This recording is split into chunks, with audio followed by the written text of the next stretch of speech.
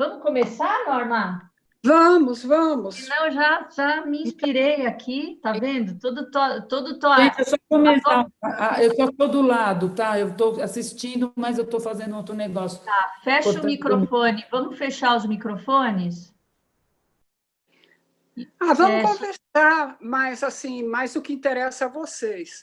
Então, eu pus um trecho no slide de uma fala da poeta Adrienne Rich, que eu não sei se você sabe quem é.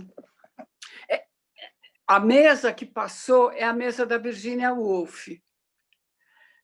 Você Legal. percebe que ela não é a única, mas ela escrevia nesse lugar que olha para o infinito.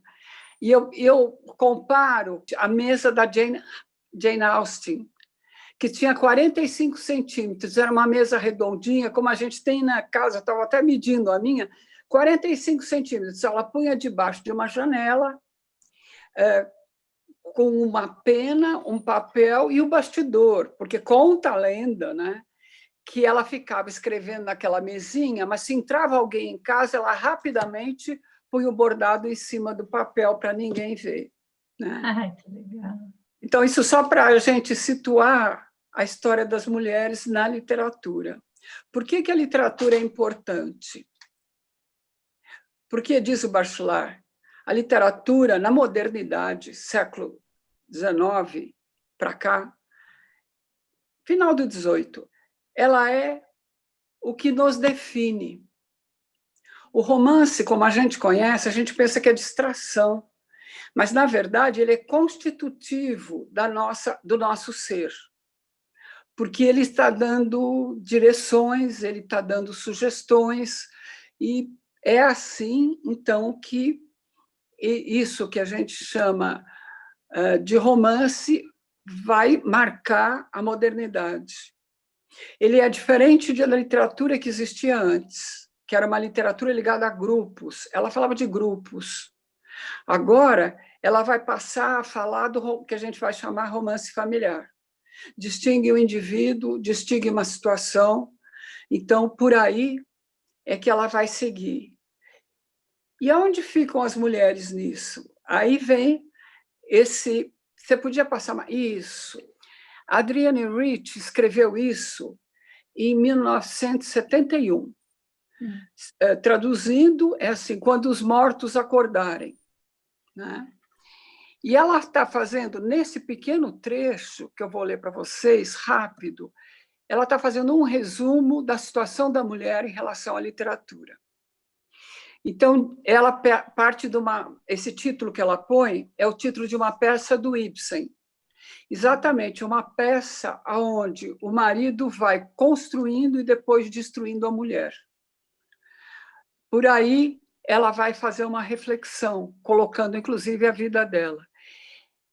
Então, ela diz, há momentos, talvez esse seja um deles, quando precisamos nos levar mais a sério, ou morrer, quando temos que nos livrar das encantações, ritmos pelos quais nos temos movido, irrefletidamente, e resgatar a nós mesmas, preservar-nos para o silêncio ou a escrita atenta, desobstruída de oratória, fórmulas, estribilhos, lamentos, da estática que sobrecarrega os fios.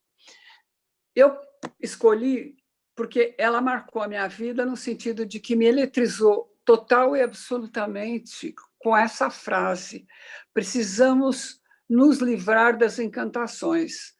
Então, ao ponto que a minha tese, o meu livro da tese, se chama Encantações, né?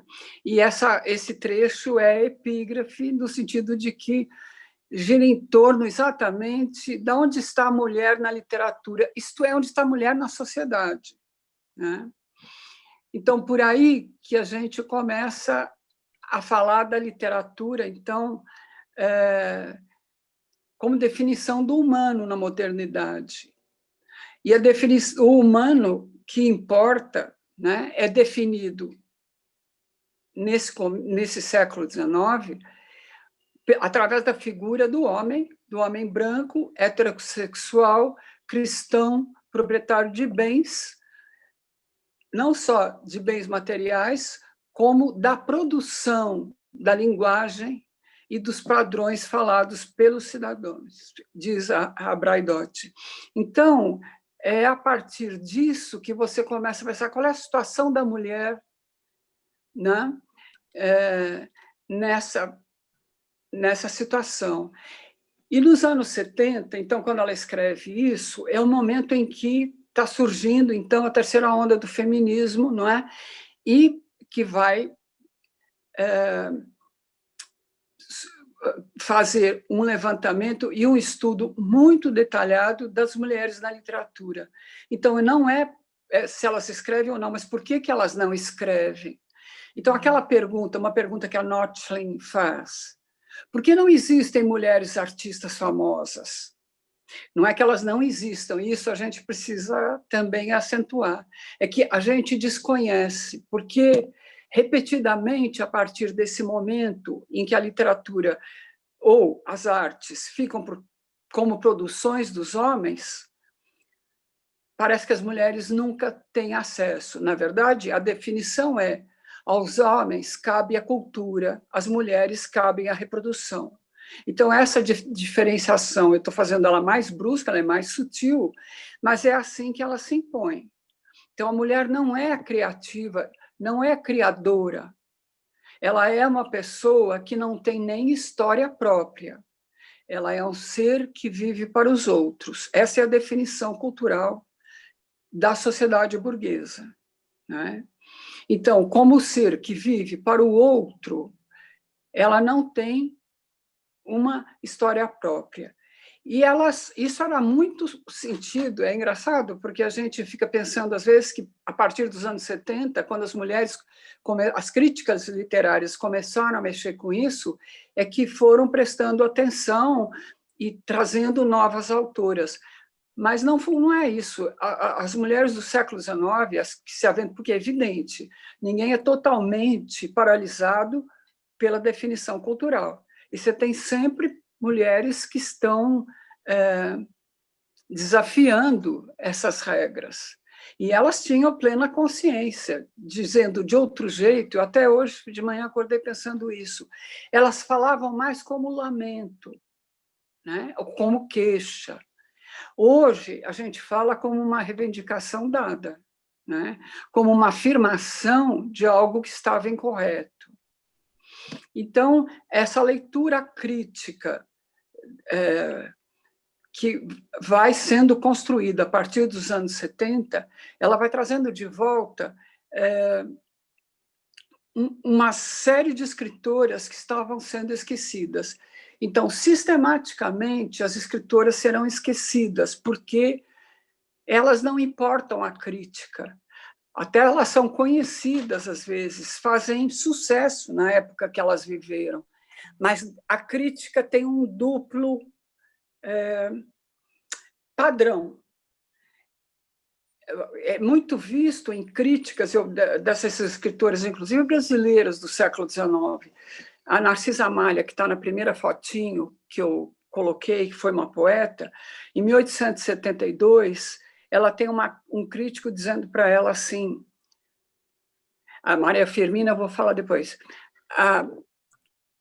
uma moça tão bonita, escrevendo versos políticos, isso não é tema para a moça. A moça deve fazer versos mimosos. Em 1892, a Adélia, que é uma outra que eu trago para vocês, a Borman, ela vai ter a mesma crítica em 1992. Um livro dela, e o grande crítico da época, que era o Araripe Júnior, diz assim, mas uma moça tão bonita, tão cheia de vida, tão talentosa, deveria escrever versos mimosos, é isso que dela se espera. Então, ele desanca com ela que ela é uma pornógrafa que escreve livros à la George Sand, coisas medonhas, e que ele não entende porque ela faz isso quando ela devia continuar mimosa. Então, dá para perceber, é um exemplo exagerado, mas o duplo padrão da crítica é esse, Quer dizer, então, o homem é sempre enaltecido pelo que ele faz, mas a mulher está prescrito o que ela pode fazer. Ela pode fazer versos mimosos, ela não deve pensar, refletir sobre a sociedade, refletir sobre as relações, falar mal do casamento, falar mal da sociedade. Isso não é assunto de mulher, né? E tudo isso pesa, né, na formação. Não sei se não pesa na formação até, digamos assim, da minha geração, né? Porque é aquela história, mulher não faz essas coisas, mulher não diz isso, mulher fica quieta, ela é educada para concordar, para escutar, para atender a todos os seus, mas ela não recebe uma educação que lhe permita fazer arte, escolher uma profissão. Isso custou muito para a gente chegar, né, ao ponto que nós estamos hoje. São quase 2 séculos inteiros de lutas, né, em torno, então, dessas questões. E a importância de fazer que foi feito isso, exatamente, que foi feito através, então, da recuperação das escritoras, e através delas se percebeu que as mulheres do século XIX trabalhavam muito sozinhas. E para ajudar um pouco nessa solidão, elas escolhiam antecessoras que teriam sido grandes escritoras também. Então, foram se formando genealogias através exatamente dessa escolha. Eu fiquei pensando em você com a Charlotte. Tá? Você escolheu uma antecessora, não é isso? Sim. Esse é o movimento, então, que as escritoras do século XIX, até chegar, a gente pode avançar na metade, até os anos 20 do outro século, né? Elas sempre se referem a algumas escritoras, então, famosas, né? E isso vai gerar algumas diferenças grandes da literatura dos homens, né? Diz o Harold Bloom, um crítico importante que faz assim toda a escolha dos grandes autores, porque isso é uma seleção. Agora, quem faz sempre são os homens, você percebe? Então, por isso que também tem esse desvio. Agora, eles, diz o Harold Bloom, quando eles querem se afirmar, eles vão tentar vencer o grande escritor que lhes precedeu. Mas com as mulheres não tem isso. Elas fazem o contrário. Elas não têm essa angústia da influência, como eles chamam, mas elas têm a angústia da ansiedade. Será que eu vou conseguir criar? Então, isso é muito firme e é difícil, porque para poder criar, ela precisa, primeiro, se desfazer da socialização. Ela precisa refazer a socialização que ela teve, examinar os padrões, esse ritmo que ela está dizendo, que ela colocou os ritmos que se repetem, que são encantações. Você não é nada, você deve ser dócil, esses estereótipos, ela tem que se desfazer. Falar é uma coisa, mas assim, mesmo da gente que consegue enxergar bem onde esses padrões estão e tal, volta e meia, a gente se pega repetindo alguma coisa, porque foi colocado isso para a gente como natural, né? Então, para chegar à criação, a mulher precisa, primeiro, descobrir a autoafirmação, que vem através da crítica da socialização. Isso não precisa ser consciente, como eu estou falando, mas alguma reflexão em torno dessas coisas ela precisa para poder se afirmar, né? Que ele está aqui, né? Precisamos nos levar a sério. Por exemplo, de chegar uma hora e dizer, não, agora é mais importante para mim escrever meu texto ou cuidar do meu negócio ou da minha profissão do que olhar para casa e para a família. Daqui a pouco eu volto. fazer tipo escolhas assim, como diz a Adrienne Rich, né, para poder sobreviver, né? Então, as mulheres do século XIX, até meados dos anos 20, no Brasil, ou na Europa, porque eu estou falando sempre da cultura ocidental, e aqui somos tributários dela. Então, vale para lá, vale para cá também. Talvez aqui até mais difícil das mulheres conseguirem essa autoafirmação. Então, em todas elas, você vai ver, as que eu estou estudando, eu não estudei escritoras de livrinhos, sabe, de romances muito aceitáveis. Elas todas são transgressoras num sentido ou no outro. Mas o fato de escrever já é uma transgressão muito grande, então, para as mulheres. Eu vou contar a história um pouquinho da Maria Firmina dos Reis. Não sei se vocês estão querendo falar também? Preciso perguntar. Vocês querem fazer alguma pergunta? Ou vocês querem que eu conte um pouquinho delas? A Maria Firmina... Pode seguir, se alguém quiser fazer alguma pergunta, levanta a mão ou dá um oi no chat, o Quioso coordena isso. Então, a Maria Firmina, que é o slide que se segue, tem o trechinho dela. Então, me disseram assim, você precisa ler, porque é um livro que é um romanção, um romance mexicano, uma tragédia. Mas você precisa ler, porque é o primeiro romance escrito por uma mulher.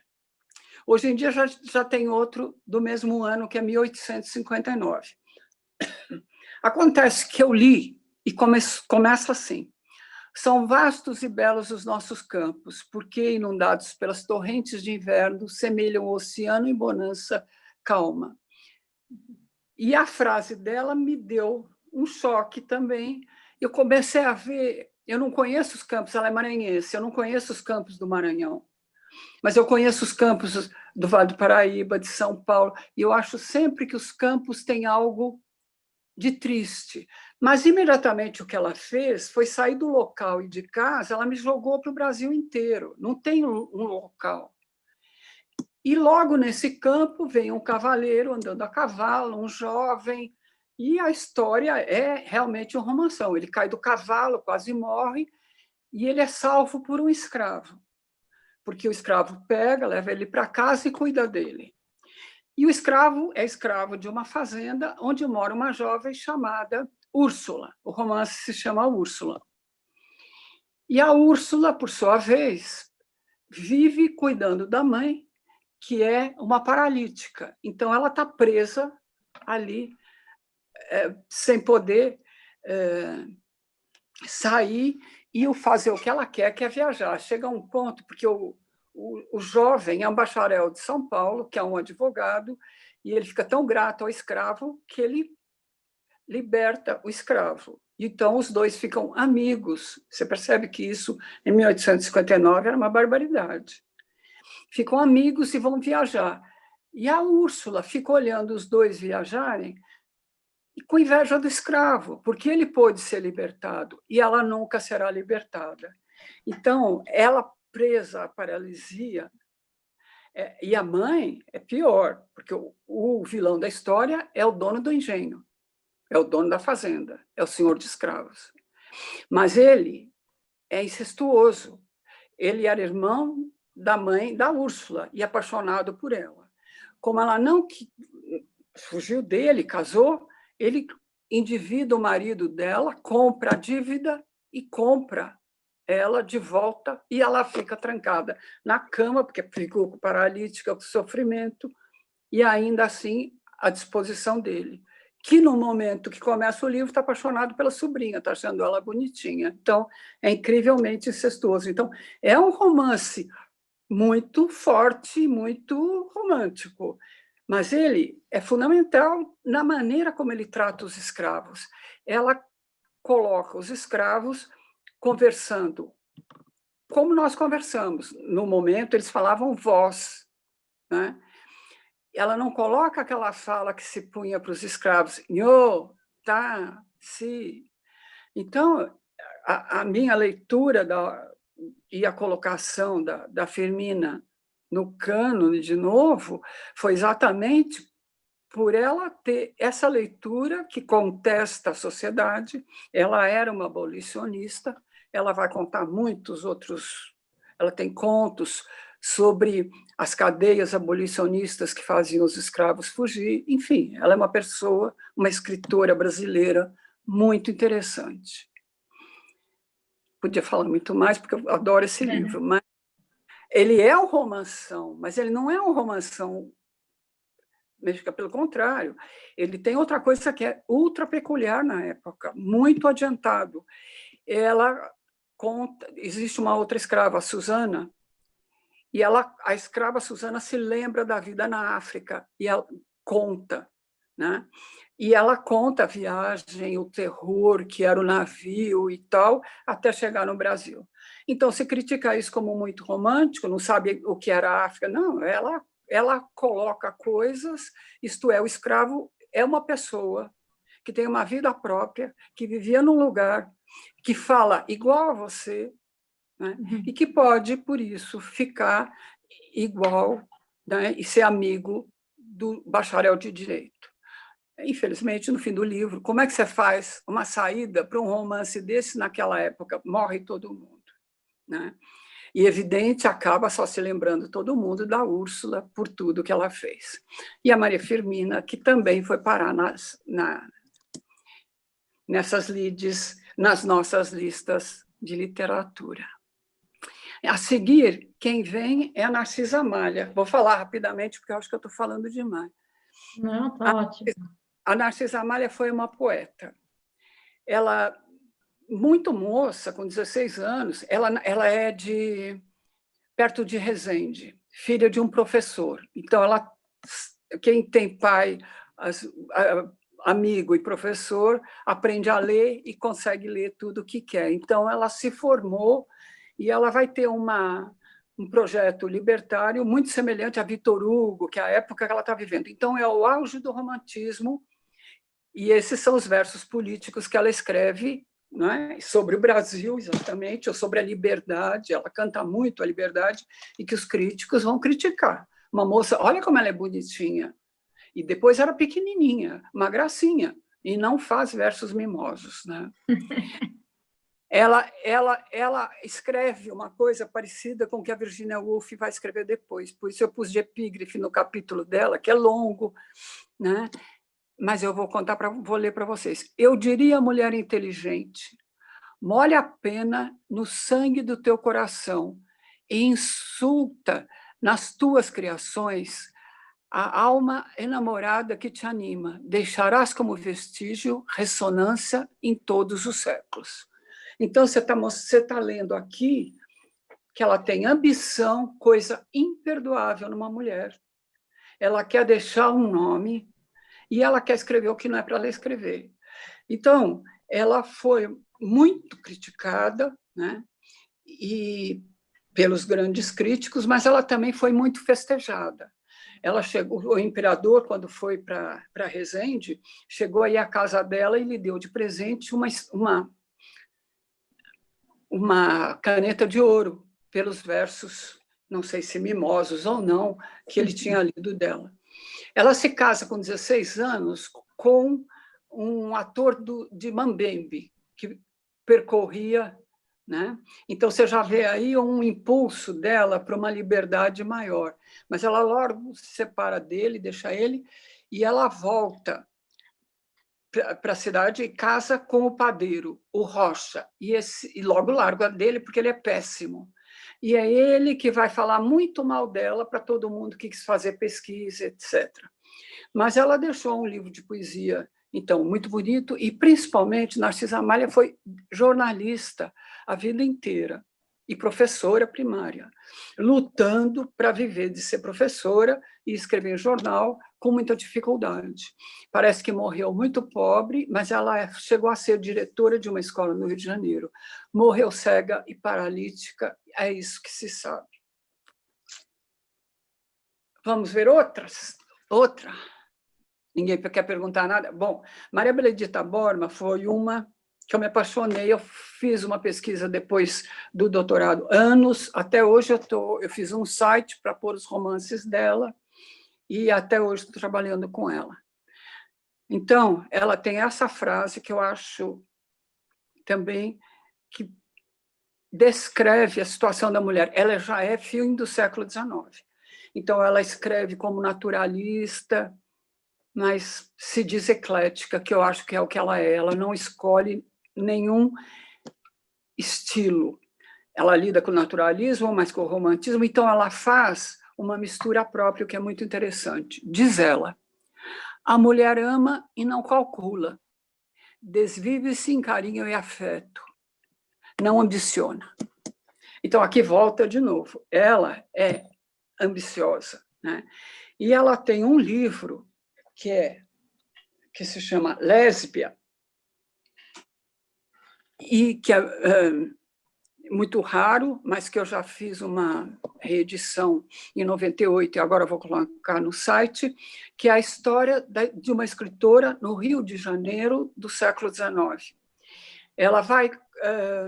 não vou entrar em detalhes, mas é uma moça que se casa, o casamento é um desastre, ela se divorcia, não se divorcia porque não existia, ela sai de casa, volta para a casa dos pais, começa a ter amantes, todo mundo a falar mal, mas ela depois tem uma grande decepção, tem uma crise que a gente chamaria hoje de depressão violenta, e, ao se recuperar, ela lê um livro do Epiteto, o filósofo estoico, que depois o Foucault vai trabalhar muito, que fala do cuidado de si. E, para ela, é a iluminação. Ela diz, é assim que eu vou seguir minha vida e vou escrever. Então, ela, que se chamava Anabela, se rebatiza como lésbia. Aqui, lésbia quer dizer escritora. No século XIX, George Sand, que é quem ela mais festeja no livro, andava pelas ruas de Paris e todos diziam, isso daqui é uma lenda também, né? Todos diziam, é lésbia ressuscitada andando pelas ruas em Paris. Quer dizer, estão se referindo sempre à lésbia, a Safo, né, de Lesbos, a poeta maior, considerada por Platão a 10ª musa. Então, quem ela chama, né, é Madame de Staël, que é uma antecessora dela, e, entre outros, ela tem uma grande cultura literária, mas é George Sand, que ela vai dizer de George Sand o seguinte: provou ao mundo o que é o gênio no cérebro de uma mulher. Então, é esse nível que ela coloca a antecessora dela. Muito interessante também, tem uns 5, 6, 7, 8 romances, e também escreveu nos melhores jornais do Rio de Janeiro, fazendo críticas muito interessantes. E, finalmente, a última que eu separei para vocês, é porque essas são todas da minha tese, queridas do coração. Júlia Lopes de Almeida. Aqui, já estamos no final do 19, passando para o 20. A Júlia Lopes de Almeida vai conseguir fazer... A Narcisa fez uma carreira que foi esquecida. A Borma fez uma carreira, foi muito reconhecida, mas depois vão esquecer também. A Júlia Lopes de Almeida, ela conseguiu ser lembrada até e agora ela está muito reeditada. Então, você encontra livros dela por todo lugar. Ela escreveu 27 livros. Ela escrevia também no País, em jornais importantes. A Júlia, ela foi uma pessoa muito interessada na cidade, no desenvolvimento da cidade. Foi ela que pôs aquelas hortênsias na estrada, fazendo campanhas. Na estrada de Petrópolis, ela era muito preocupada com a cidade, com o que acontecia e tal. Daí, aqui é um trechinho de um livro dela que é inteiro assim, que se chama Eles e Elas. Então, falando da situação da mulher nessa sociedade. A mulher está tomando café com o marido lendo o jornal, e ela olhando e pensando, sou uma boneca de carne e osso, não sou nada mais que isso. A minha dependência é o motivo da felicidade que todos celebram ao redor de mim. E aí ela vai uma atrás da outra falando, construindo toda essa fala, né, de ataque a uma sociedade onde mulheres pobres, outras nacionalidades também não são admitidas como gente e tal. Todas elas, todas elas foram abolicionistas, todas elas parece que republicanas. A Júlia chegou, ela morreu em 1933.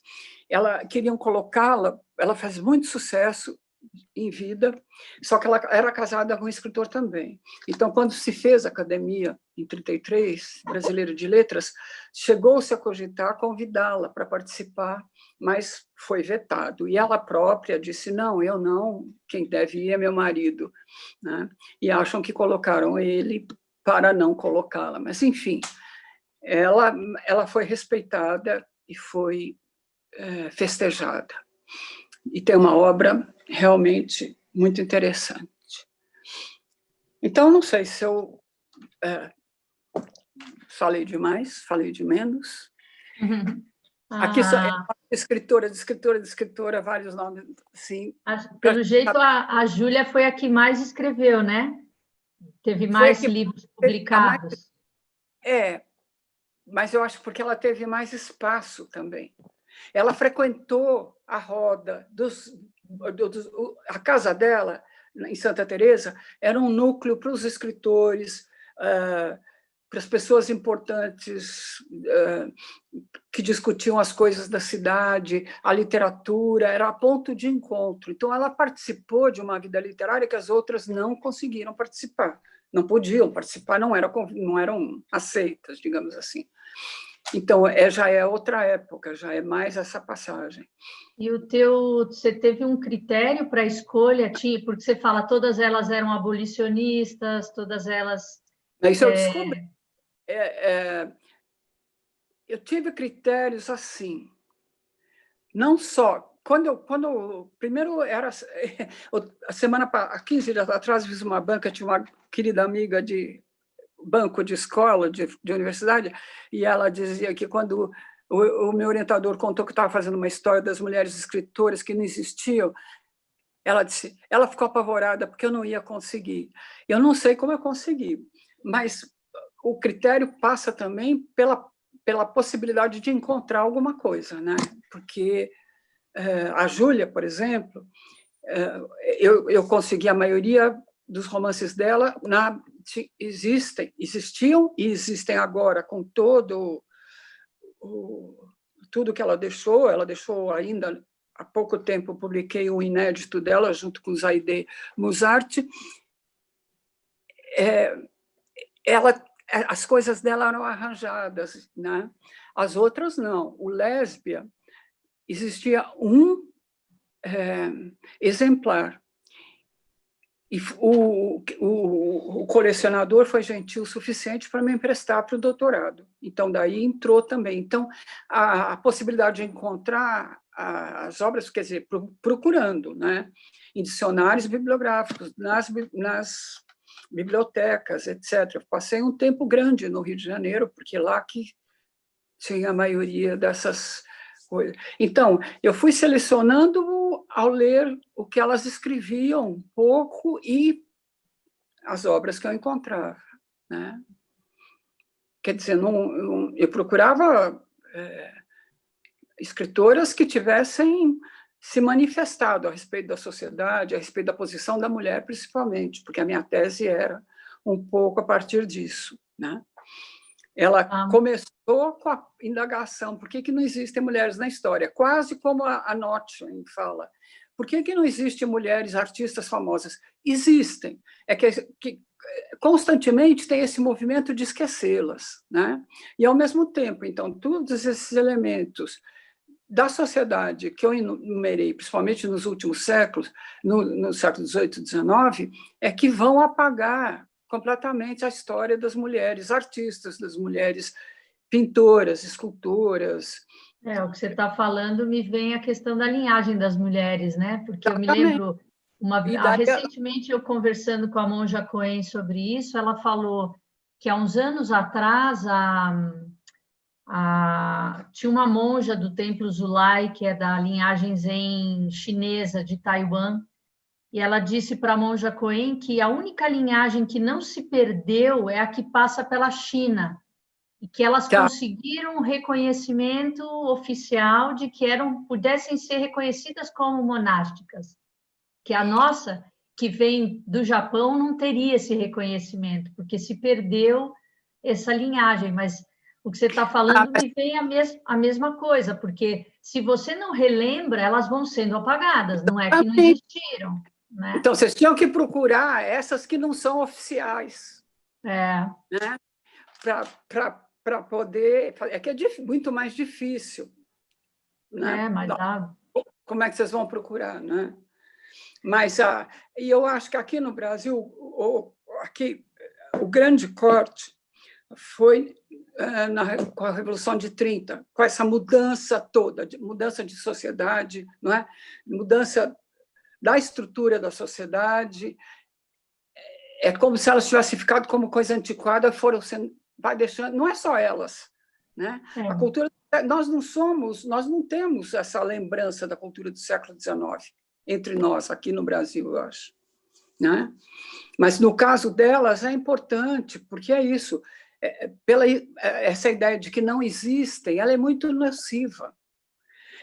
Pelo menos, eu cresci perguntando, mas não tem mulheres aqui? E a minha tese partiu disso, da minha pergunta de infantil. Não existem mulheres guerreiras, não existe mulher governante, não existe... E toda vez que eu perguntava, me mandava sentar e calar a boca, porque era que bobagem que você está falando. Então, sabe, eu tinha um anseio assim de... Mas por que as mulheres não saem, não andam a cavalo, não fazem atos heróicos? Porque é uma outra visão, então é uma outra literatura também. Você percebe? Os temas que elas conhecem são outros. O livro O Úrsula foi escrito em que época? 1859. Ela já tinha 20 e poucos anos, porque ela nasceu em 20. Ela morreu com 92 anos, fiquei pensando nisso. E ela tem um livro que são trechos de diário dela, ela foi muito depressiva. Não parece, mas foi. Agora, ela com 20 e poucos anos, ela vinha de ela era mestiça, se descreve parda, com o cabelo preso, tal. Mas quando ela foi nomeada professora pública, o que era uma coisa muito importante na época, em Guimarães. E ela foi uma mestra que introduziu aula mista. Ela subia no carro de boi todo dia, olha, não era 6 horas da manhã, não devia ser, né? E ia dar aula para as fazendas, para primário, juntava grupinhos. Depois ela inventou a aula mista, ela trabalhou até o fim. Mas quando ela foi reconhecida como mestra, a mãe deu para festejar, e era gente ex-escrava, mas de posses, né? Tinha escravos.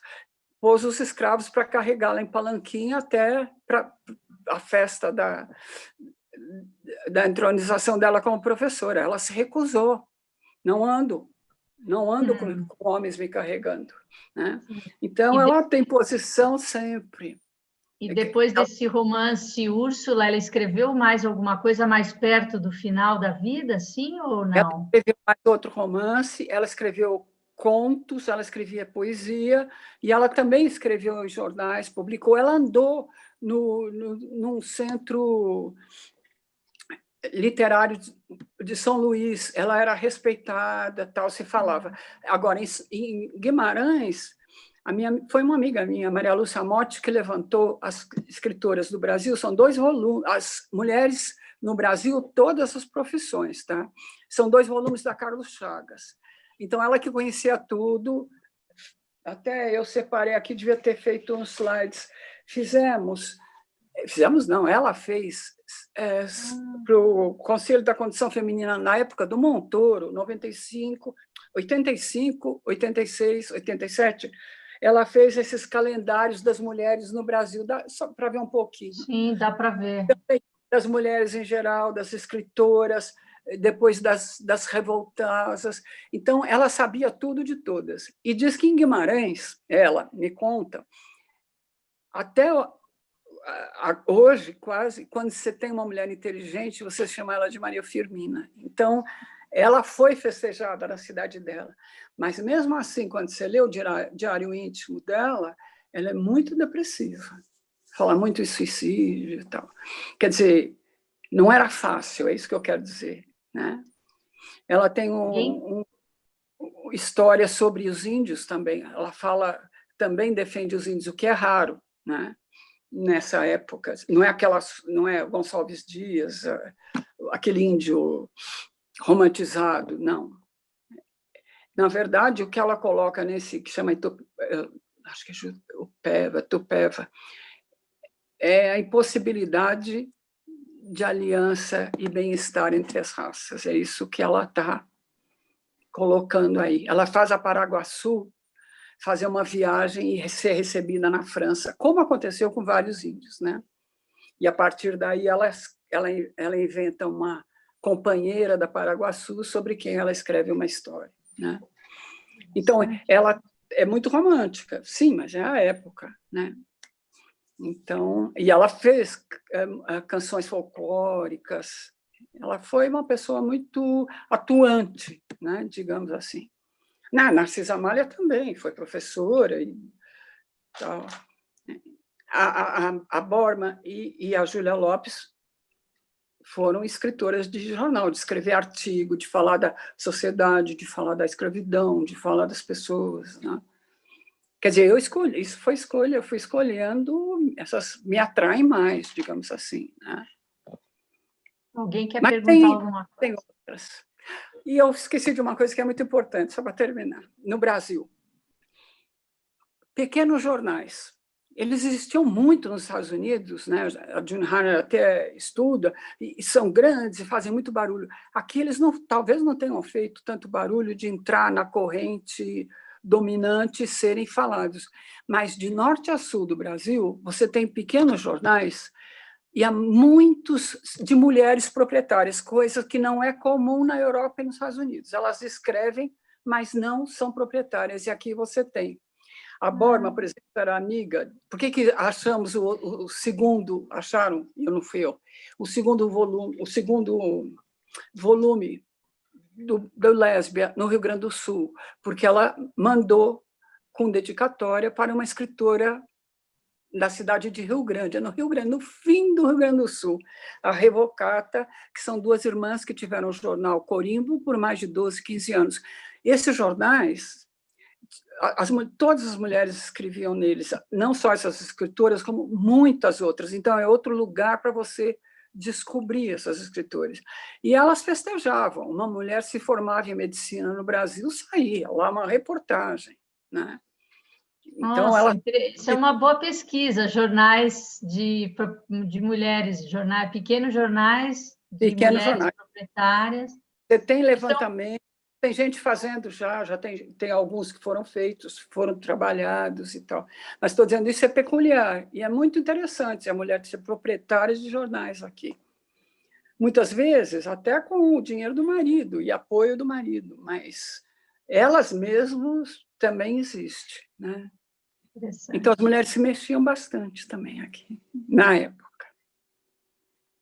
É isso. Alguém quer falar alguma coisa?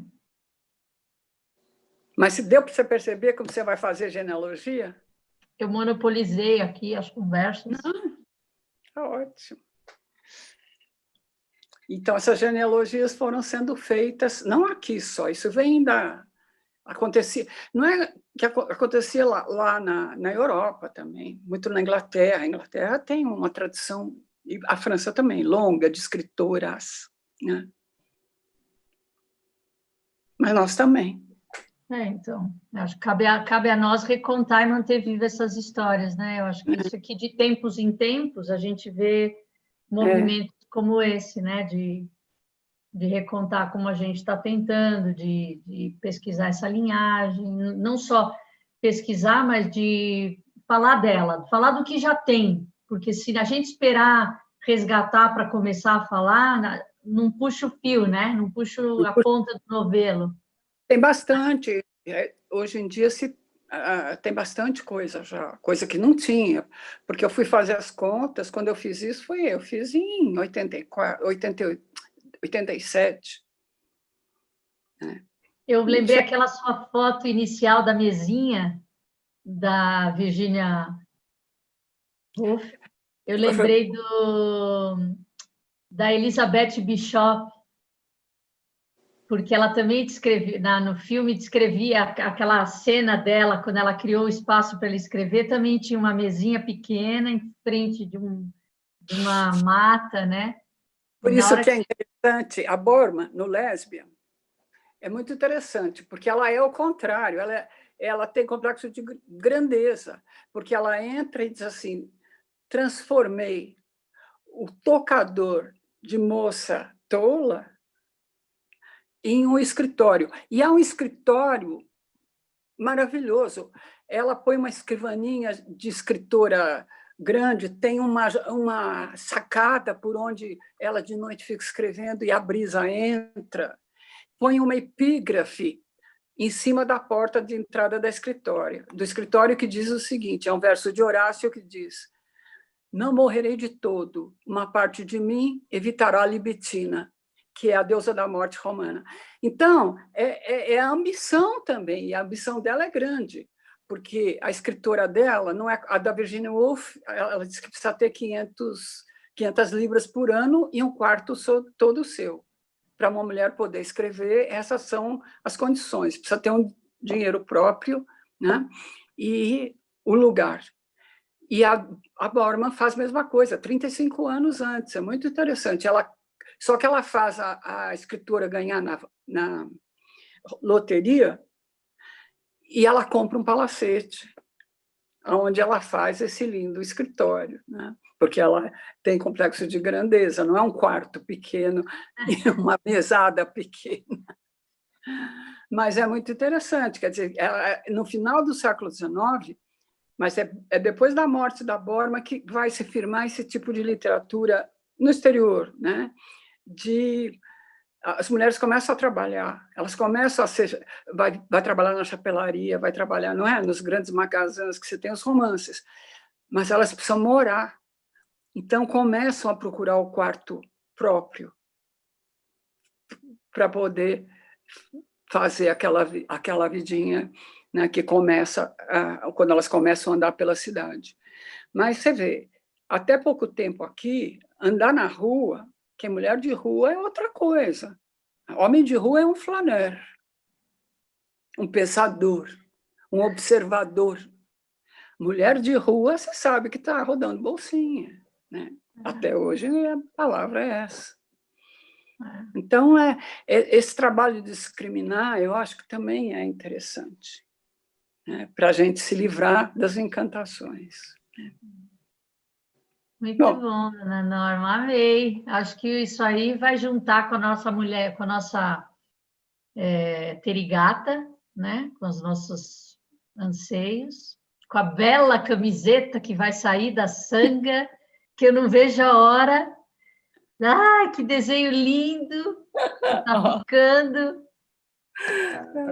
Está no caminho. Está no caminho, muito bom. A Socorro Lira, ela musicou as poesias da Maria Firmina. É Maria Firmina? Maria Firmina, dos Reis. Porque a Maria Firmina, agora, o movimento negro descobriu, faz uns 4, 5 anos. Então, ela tem um livro novo, inclusive o Úrsula foi reeditado, fizeram um livro com vários artigos, as pessoas estão brigando, não sei o quê, mas eu não estou... Você tem acesso a esse CD? Essas músicas dela? Tem no Spotify. As dela, não. Você tem pelo Spotify? No Spotify tem. Entra no Socorro Lira e ali tem... Acho que ela fez umas 4 canções, assim, ela musicou os poemas da... Bonito. Vamos ouvir, vou ouvir. Legal. A Júlia aqui no Bom. site está pedindo... A Júlia no chat está pedindo seu site, Norma. É Norma Teles, com 2 L's, arroba não, é www.normateles.com.br, desculpe, é que ele tá agora mudando de tecnologia, então ele está meio desfeito, mas os romances estão lá, se quiser ler. Legal. E eu vou continuar Norma, por pauta ainda. muito bem, super obrigada, acho que foi ótimo, acho que a gente Eu pode... achei ótimo, adoro falar disso. Não, e a gente pode provocar a sanga mais esse diálogo, né? Porque eu acho que a nossa sanga é mista, né? O que eu gosto muito é que ela é mista tanto em gênero quanto em geração. Então, a gente tem jovens e tem pessoas mais de uma geração mais antiga, né? E tem gente do meio, e eu acho interessante que a gente possa promover essas trocas, né? Então, talvez a gente tenha que falar um pouco do que foi esse nosso encontro, porque acho que foi meio em cima que a gente marcou. Você também não é uma pessoa que muitas pessoas conhecem. Você vê a Suizen está dando uma palma aí, porque ela é jovem, musicista, mulher, que briga pelo lugar na orquestra, porque ela ainda escolheu contrabaixo para tocar, então ela vê essa questão da mulher com muito... Há 15 anos atrás, ela não ia conseguir o lugar.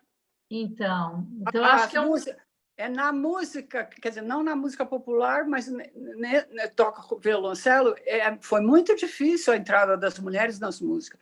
E você tem grandes compositoras, que são todas também apagadinhas. Hoje em dia é que se fala sobre elas.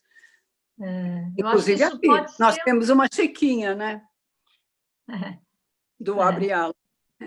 A gente pode ser... Esse encontro aqui talvez possa ser um embriãozinho que vai encontrar com essa questão da linhagem das mulheres, né? Com essa questão do feminino.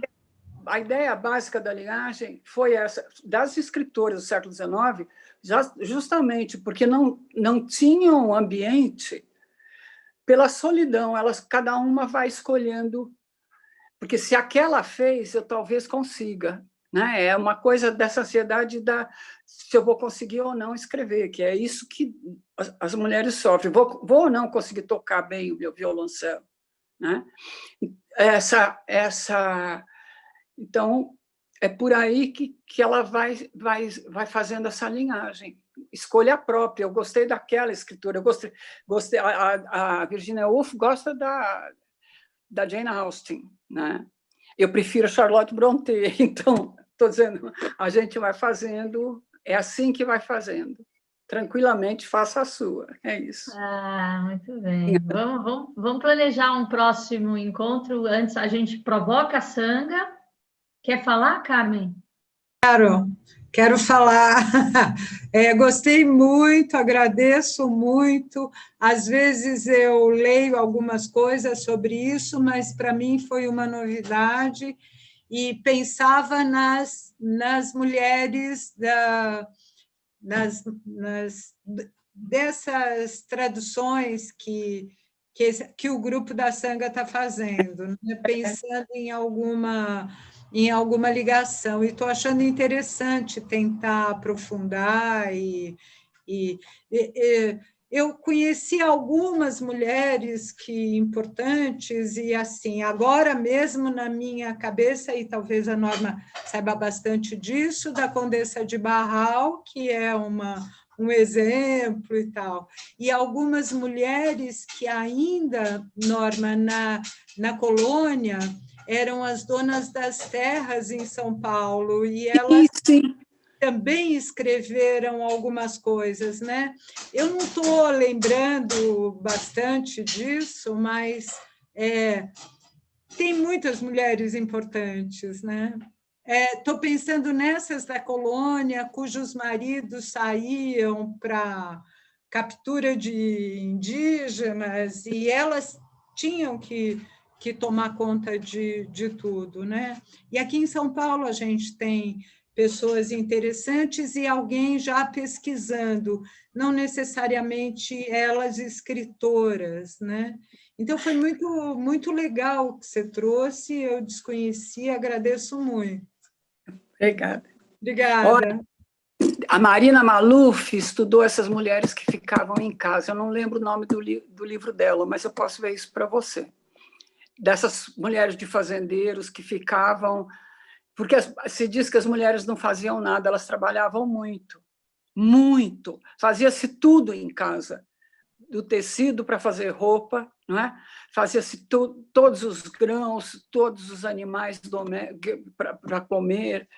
Isso era um trabalhão organizar. E politicamente elas tinham um papel importante, né, nas decisões políticas da região.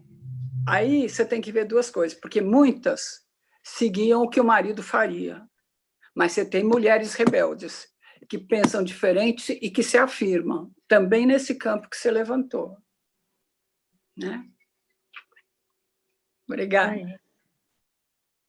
Bom, agradeço vocês. Obrigada, Norma. Nos mantemos em contato e vamos provocar isso. Acho que tem bastante material aí para a gente seguir. Tá ótimo. Obrigada. Obrigada, Kiosso, mais uma vez, pelo apoio. Obrigadíssimo, ele me ajudou muito. Ele é demais.